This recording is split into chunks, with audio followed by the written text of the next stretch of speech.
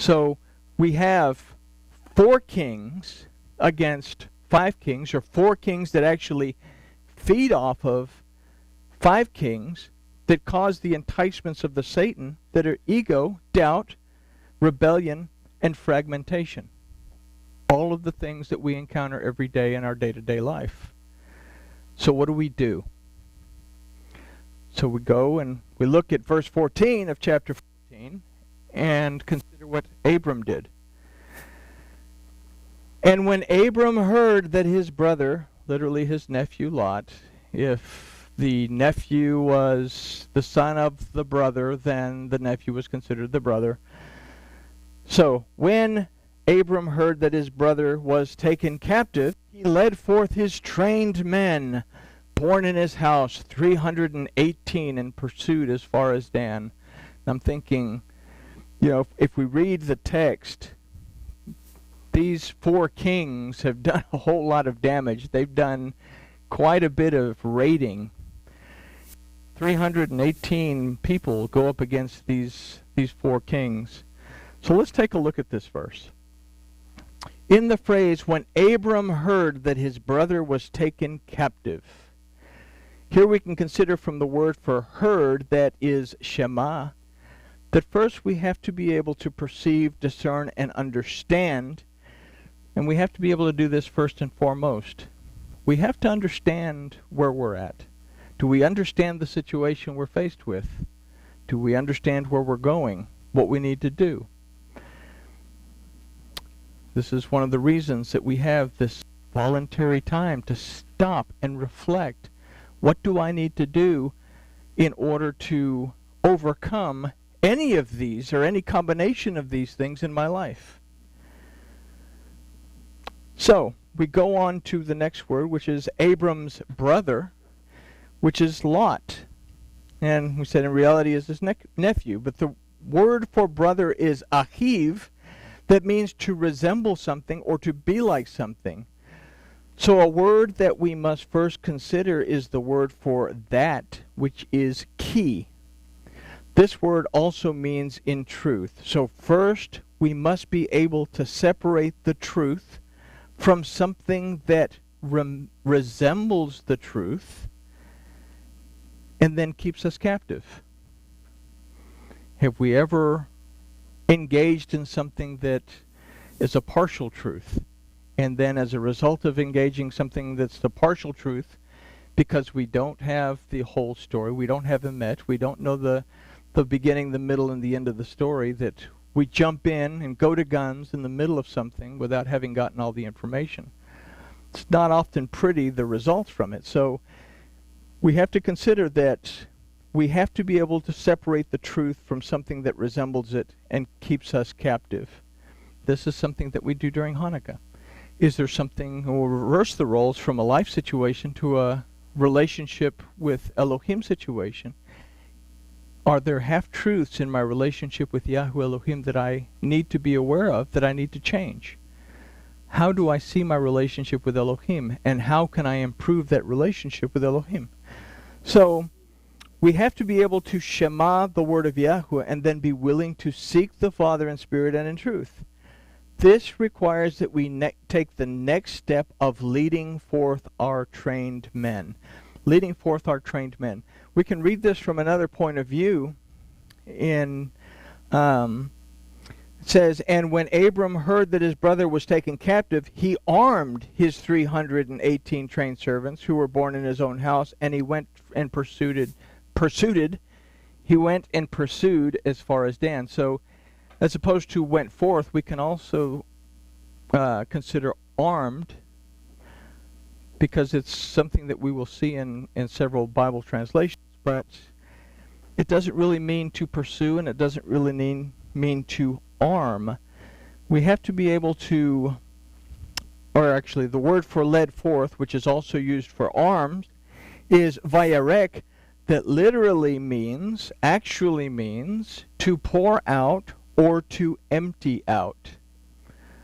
This is the first step in teshuvah. We have to first empty ourselves of any of the kings that we're holding on to. Why do we take time in this obscure month, the 9th month, to stop and voluntarily take a look at us.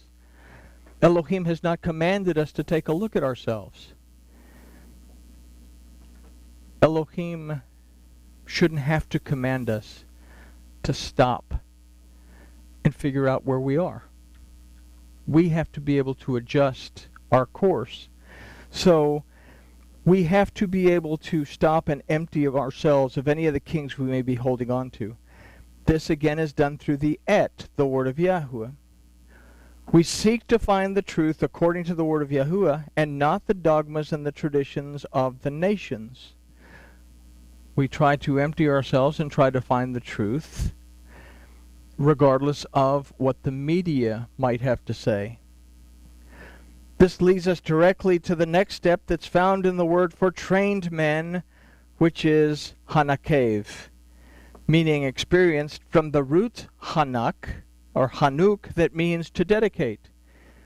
We empty ourselves of the dogma and traditions, all the garbage that we've listened to, that has bound us to 9 kings that we discuss, and we make our choice in the letter Tet.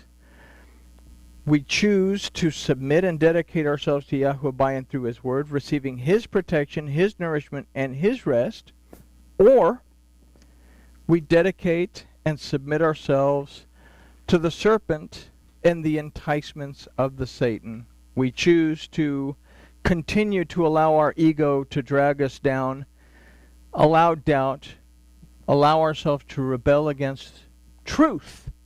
Doesn't necessarily have to be the truth of Yahuwah and His Word. We rebel against truth because of fragmentation. If it's not my way, then it's no way. You can either believe what I'm telling you, or I don't want to have anything to do with you. So, problems there. Now, Chanukah, we said dedication is the root of Hanukkah. And it's during this time that we have to decide what side of 318 we're on. The numerical value of Shin is 300. So here we have to choose between the front side of Shin, which is Elohim's point of view according to His Torah and His instruction, His guidance. I'm going to love my neighbor as myself. I'm going to Shema Yisrael. I'm going to perceive, discern, understand that Elohim is greater than I am. Yahuwah Eloheinu, in every aspect of my life. He's my mighty judge that has the authority to redeem, deliver, and restore me. And Yahuwah Echad, that if I am in agreement with His Word, then we are in unity in every aspect of my life. That is the choice. We're coming on Hanukkah, a day that's not commanded, but a day that we have 8 days to light a candle and reflect on where we're at. And it's interesting about 8 days, for that matter, is that in 8 we have the letter Het that gives us a choice. The Proto-Hebrew of Het is this. It's a wall. Het is one of the Hebrew words for sin. We have 8 days to reflect, to look at ourselves, to find out whether we are going to continue to hide behind this wall of sin, this wall of transgression, this wall of not paying attention, or am I going to, as the Vav, yoke myself to the Zion? Am I going to yoke myself to Elohim by and through His Word? 8 days of self-reflection because we want to, not because we're commanded to. So, 300, the Shin, Elohim's point of view, or the backside of Shin, which becomes the letter Sin, Satan's point of view, based on the dogma and traditions, media, established in Babylon by and through the deceptions and the enticements of the Satan.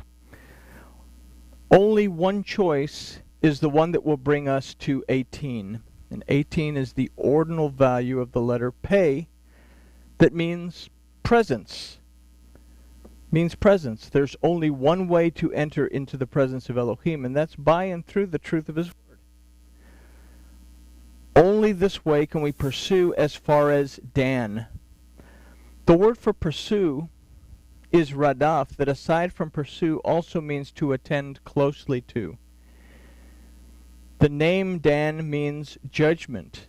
So only by emptying ourselves of false dogma traditions, the garbage that our carnal self wants to process and put into effect in our lives, these things that bind us, and then choosing to dedicate ourselves to the truth of the Word of Yahuwah, can we truly attend closely to those things that will be required from us when judgment finally arrives. But do we have to wait for judgment? Do we have to wait for that last Yom Kippur when the gate is closing? Fact is that we face judgment every day based on the decisions that we make.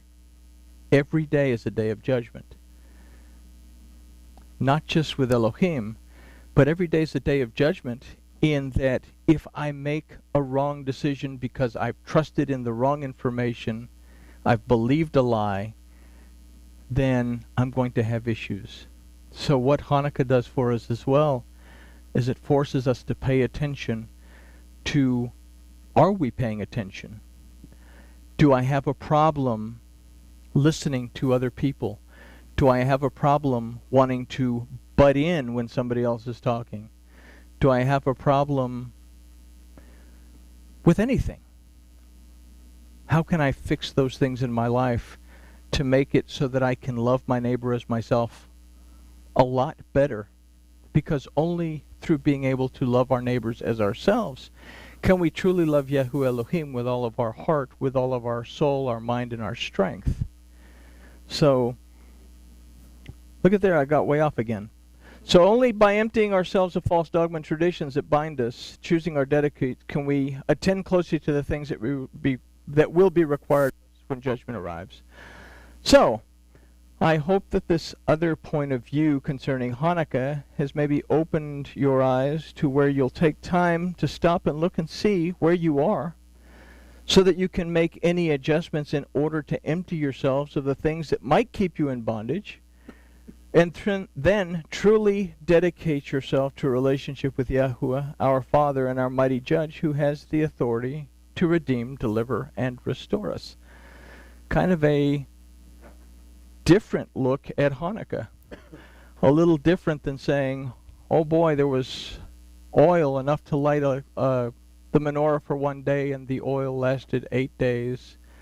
This is what we do. There's a menorah, we light it, we say on this day there occurred a great miracle, and then we play dreidel, we eat chocolate, we eat cookies and latkes and all this other stuff that we've brought on board in order to be able to compete with the other holiday that falls around this time of the month. Shouldn't we take things like this a little bit more seriously than just to have fun and play? There, I'll get off my soapbox. So, with that, I guess we can say that grooviness has been achieved.